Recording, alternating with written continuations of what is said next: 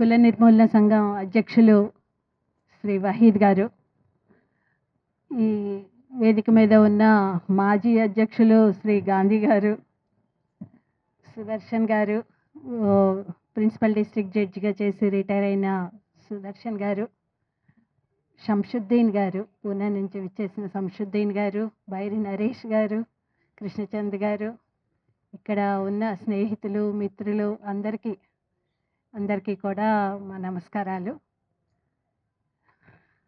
ఇందాక సుదర్శన్ గారు వారు చెప్తూ ఉన్నట్లుగానే ఇది 76th రిపబ్లిక్. మనం 76వ రాజ్యాంగ దినోత్సవాన్ని జరుపుకుంటూ ఉన్నాము. ప్రియాంబుల్ రాసుకున్నాం, we the people of India అని. And we secular socialist democratic రిపబ్లిక్గా ఉంటామని చెప్పి ఒక ప్రియాంబుల్ని రాసుకొని మనం ఇప్పటికీ 76 సంవత్సరాలు అయింది. కానీ అందరం కూడా వీ ద పీపుల్ లాగా ఉంటున్నామా? ఇంకా డివిజన్ బేసిస్, మన మనుషులందరినీ కులాలు మతాలు బేసిస్ మీద డివైడ్ చేసుకుని మన మనసుల్లో అవన్నీ నింపుకొని మన అందరము కూడా కలిసి ఒక కుటుంబం, ఒక మనుషులం అనే సహృద్భావంతో మెలుగుతున్నామా అనేది ఎప్పటికప్పుడు చర్చించుకోవాల్సిన విషయం. అది ప్రతి ఏడు కూడా ఇక్కడ మనందరం కలిసిమెలిసి మెలగాలి, మన మనసుల్లో నుంచి ఆ తేడాల్ని తొలగించుకోవాలి అని చెప్పి ఇందిరా పార్క్లో ఈ చెట్ల కింద ప్రతి ఏడు గ్యాదర్ అవుతూ వస్తూ ఉన్నాము. అలాగే ఈ ఏడు కూడా ఈ సమావేశం ఇక్కడ జరగటము చాలా సంతోషము. ఈసారి కాతే నాకు కొంత తక్కువ మంది కనిపిస్తున్నట్లుగా ఉన్నది. ప్రతిసారి వచ్చినప్పుడు కుర్చీలు ఖాళీ లేకుండా ఉండేవి, కానీ కొన్ని ఖాళీ కుర్చీలు కనిపిస్తూ ఉన్నాయి. ఎందుకు తగ్గినాయో మరి తెలియదు, కానీ ఇవన్నిటినీ కూడా ఆలోచనలు కలిగిన మనుషులు తగ్గుతున్నారా, అది తగ్గకుండా చూసుకోవాలి. వాళ్ళకి అవకాశాలు లేక ఈరోజు రాకపోతే అది వేరు విషయం, కానీ అసలు ఆలోచనలు మన నుంచి ఇది దూరం కాకూడదు. పుట్టిన దగ్గర నుంచే ఒక కులంలో పుట్టేటట్లుగా ఉంటూ ఉంటుంది. కులం అన్నదే మనుషుల్లాగా పుట్టట్లేదు. వీళ్ళు ఒక కులంలో, ఒక వర్గంలో పుట్టేసి వాళ్ళని ఒక క్లాసిఫికేషన్, వీళ్ళు ఈ కులం, వీళ్ళు ఈ కులం, వీళ్ళతో మనం ఇలా ఉండొచ్చు, వీళ్ళతో మనం ఇలా ఉండకూడదు, కలిసి ఉండకూడదు, సోషల్ క్లాసిఫికేషన్ జరిగిపోతూ ఉంటుంటుంది.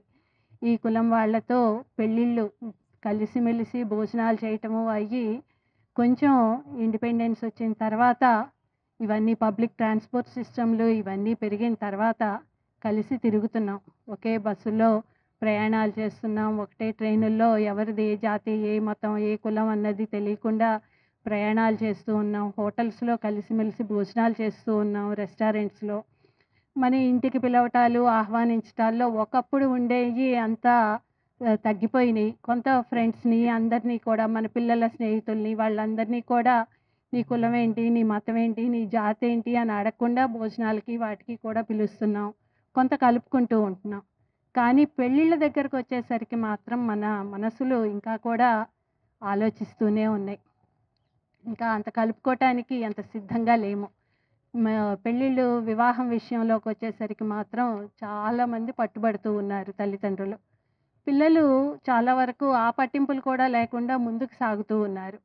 మనుషుల్లో ప్రేమ, రకరకాల పెళ్లి చేసుకోవాల్సిన వ్యక్తి ఎలా ఉండాలి అనేది కులం ఇర్రెస్పెక్టివ్గా ఆలోచిస్తూ వాళ్ళ మిగిలిన ఆలోచనలను బట్టి ముందుకు వెళ్తూ కూడా ఉన్నారు.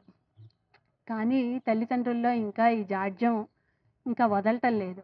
ఆ వదలక అది ఒక్కొక్కసారి వెర్రితల్ల వేస్తూ వాళ్ళ పిల్లల్ని వాళ్ళు దాడి చేసేటట్లు, వాళ్ళ అన్నలదమ్ములు వాళ్ళు చంపుకునేటట్లు. ఇందాక చూస్తూ ఉంటే ఎస్ఐగా చేస్తున్న ఒక అమ్మాయిని కూడా అమ్మాయి బ్రదర్ చంపేసిన విషయము, ఇవన్నీ ఇప్పటికీ కూడా రకరకాల విషయాలు ప్రతిరోజు పేపర్లో ఒకటో అరో కనిపిస్తూనే ఉంటున్నాయి. ఆ కనిపించటానికి కారణం మన మనసుల్ని ఇంకా విశాలం చేసుకోలేదు అన్నది. ఆ మనసుల్ని విశాలం చేసుకోవాల్సిన అవసరం ఉంది. కులం అన్నది ఒక మానసిక జాడ్యం.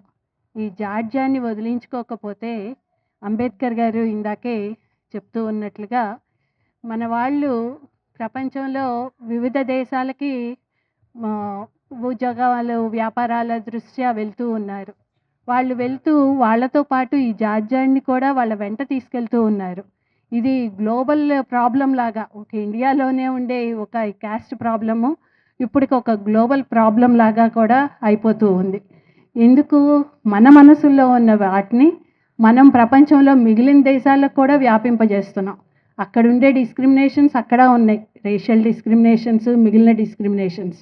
వాటికి తోడు క్యాస్ట్ డిస్క్రిమినేషన్ కూడా యూఎస్‌లో కూడా వీళ్ళు క్వెషన్ చేసేటట్లు, అక్కడ సుప్రీంకోర్టులో కూడా కేసులు వేసేటట్లు ఆహ్, సంఘటనలు అయ్యి కూడా చూస్తూ ఉన్నాం.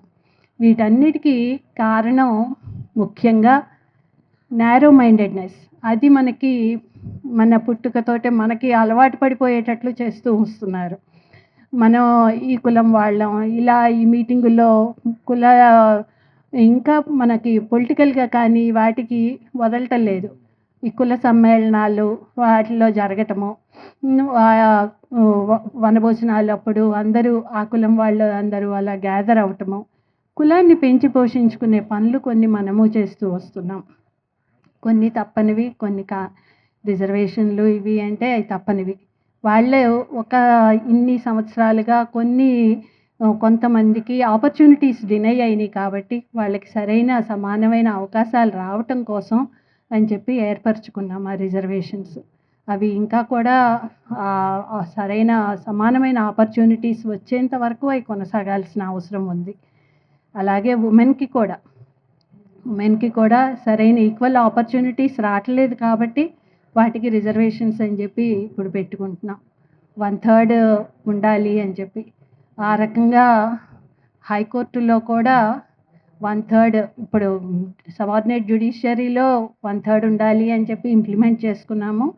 అలాగే ఈరోజు నిన్న కొత్తగా స్వేరింగ్ చేసిన జడ్జీలతో మేము కూడా 30 మంది జడ్జీల్లో 10 మంది లేడీస్ ఉన్నాం. 1/3 ఆఫ్ ద లేడీస్ హైకోర్టు జడ్జెస్‌గా ఉండటం. అంటే ఇప్పటి వరకు సబార్డినేట్ జ్యుడిషియరీలో బాగానే ఉన్నారు. సబార్డినేట్ జ్యుడిషియరీలో 52% ఉన్నారు. 1/3 అని అనుకుంటే 1/3 కాదు, హాఫ్‌ని మించిపోయి ఉంటున్నారు. కొన్ని రాష్ట్రాల్లో అయితే 75% దాకా కూడా ఉమెనే సెలెక్ట్ అవుతున్నారు. అలా ఆపర్చునిటీ, ఒక అవకాశం ఇస్తే చాలు మమ్మల్ని మేము నిరూపించుకుంటాము అని చెప్పి చెప్పగలుగుతున్నారు. ఆ అవకాశాల కోసమే ఎదురుచూస్తూ, ఆ అవకాశం కోసమే రిజర్వేషన్. ఆపర్చునిటీ, సరైన అవకాశం దొరికితే ఈ రిజర్వేషన్ అవసరం లేదు, అప్పుడు తీసేసేయచ్చు. ఎవరం కూడా ఈ రిజర్వేషన్లు కావాలని చెప్పి కోరుకోం. అది మొట్టమొదట 10 సంవత్సరాలు అనుకున్నాయి, ఇప్పటికీ 76 సంవత్సరాల నుంచి కంటిన్యూ అవుతూ వస్తూ ఉన్నాయి. వీటన్నిటికీ ముఖ్యమైన కారణం మన నారో మైండెడ్నెస్. ఆ నారో మైండెడ్నెస్ని వదులుచుకోకపోతే ఇందాక చెప్పినట్లుగా విశ్వనరులం కాలేం మనం ఇక్కడ మాత్రమే కూపస్థ మండూకాలం అయిపోతాం. ఆ కూపస్థ మండూకాల నుంచి మీరు అందరూ కూడా విశ్వనరులు అవ్వాలి అని చెప్పి కోరుకుంటూ ఉన్నాను.